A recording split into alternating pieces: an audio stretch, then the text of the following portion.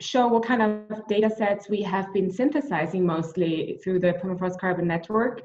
We don't really own data or store them somewhere. We mostly just use data that other people have collected, but we know where the data is located. And I think the most important data set that people are interested in is the Northern Circumpolar Soil Carbon Database, which is hosted at the Bolin Center for Climate Research at Stockholm University. And it contains polygon shaped files that were originally derived from regional soil maps with a new edition of gridded products. So the data can now be accessed as NetCDF files, for example, and that's really useful for modeling purposes. And they have separate polygon shaped files for different regions and different resolutions. And I think, if I remember correctly, the different regions have been, they use different timeframes and different methodologies to actually come up with the numbers. So that I think they recommend that you use the different regions separately and not just the Circumpolar database. You should use the Circumpolar database, but you should account for the different regions specifically. And it covers permafrost. It covers all the polygons that either intersect the extent of permafrost terrain, according to Brown et al., or where the polygon is clearly mapped to have jelly soils in it. And the technical description of the database is this 2013 paper by Gustav Hugelius, which was published in Earth System Science Data. And then in 2014, he published another paper that actually uses that database to estimate stocks of circumpolar permafrost carbon. And that also you add some uncertainty ranges to those numbers. This map here shows the soil carbon stocks for surface soil, 0 to 3 meters in the polar area, and the black dots represent pedones that have pedones that go meters depth, way more poly.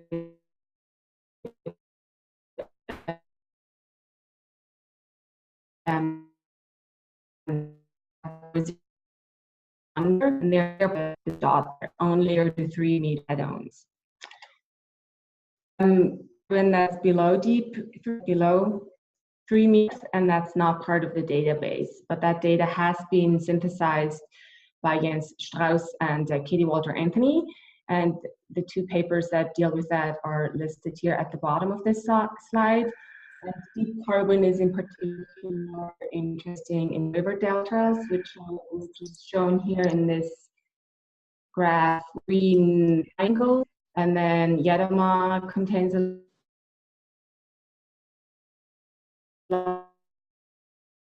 lot of carbon that's not quantifiable. And just to show the numbers, surface soil, which is part of that database, is about 1,000 petagrams of carbon.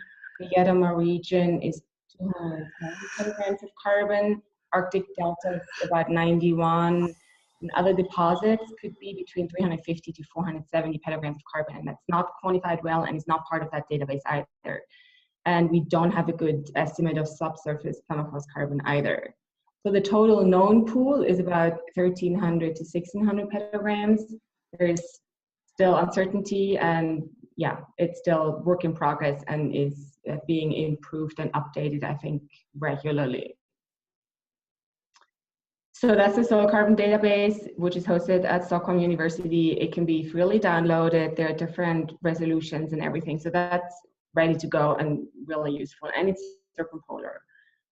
Then another database that we have produced is an incubation database, which deals with the decomposability of permafrost carbon. It contains about 60 incubation studies. This was last updated in December of 2014. So there's probably more data out there, but that database also contains a lot of unpublished data at that point, which has been published since then. So I think there's probably more, but it's not twice as much. And one important thing is that the incubation database is about 2 orders of magnitude smaller than the surface soil carbon database. There's much less on the decomposability available. And the data was produced, we compiled the data to answer specific synthesis questions. So we do think we captured most of the incubations, but some of them may not have been part of the questions we asked, and so we don't know about them. And then an important thing here is that the data is owned by the original data producers. We have some of the original data sets, but since they're not our data, we can't provide them or upload them on a website or something. And then the graph here shows the number of studies. Most of them are short-term incubations. There are some long-term incubations, up to 1 study with up to 12 years of data. And the accessibility for that data, all that data varies. Some individual data sets are in supplementary materials of papers. Some are just in graphs of papers. There's unpublished data that, because we are the Permafrost Carbon Network, we've been able to get it from the original data owners, and we have included them in Syntheses as co-authors. And that's how you get access to a lot of data that's not out there yet. And we have also come across large inconsistencies with metadata. Some people don't even report the depth of the soil core that they incubate, or they don't provide bulk density or something. So there is a lot of stuff that's not available, and we are working on something that deals with how to better provide data. And then the incubation data is available as fluxes over time. Some show cumulative values.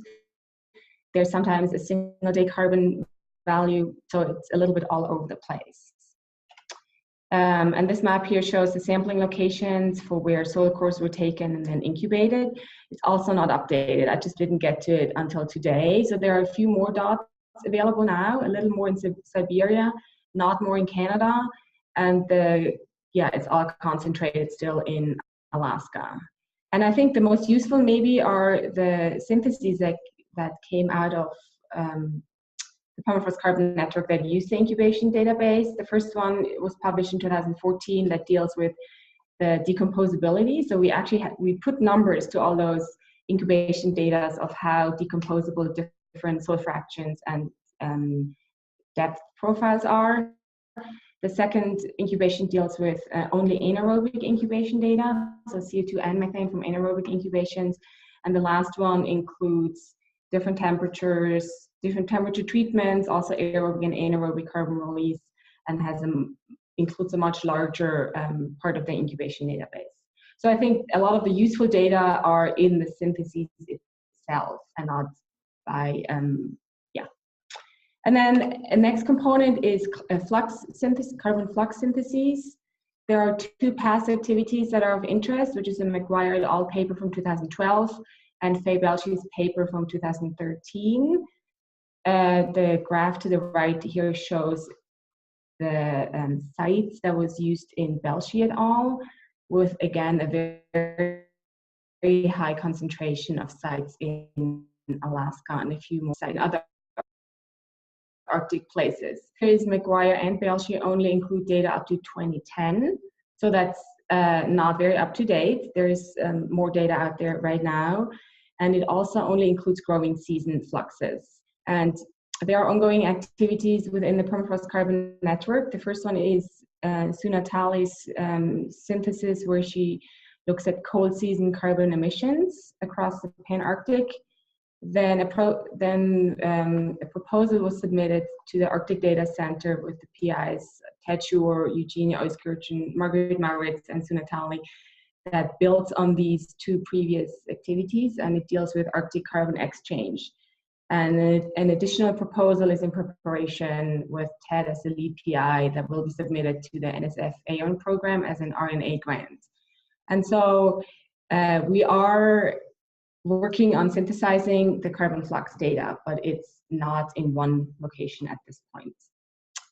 And we also have been doing methane synthesis work a little bit. A past activity by David Olefeld is a published paper that looks at the environmental and physical controls on methane emissions, and that was published in 2013. And this graph here shows the different sampling sites. which in my opinion is slightly better distributed across the Arctic than, for example, the Incubation Database. And then there are a lot of planned synthesis activities that deal with methane in progress, and that's because we had a workshop to reconcile methane budgets in the northern permafrost region that took place in March of this year. It was organized by the Permafrost Carbon Network and Search, and Dave McGuire was the lead organizer, and the workshop outcomes are 6 different near-term activities and 3 long-term activities. So there's a lot that's in planning, and that's all part of Permafrost Carbon Network activities, but it's, yeah, you can't go to a database and just take all the methane data. It's not synthesized in that way yet. Yeah, and here's contact information, myself and Ted, for any questions.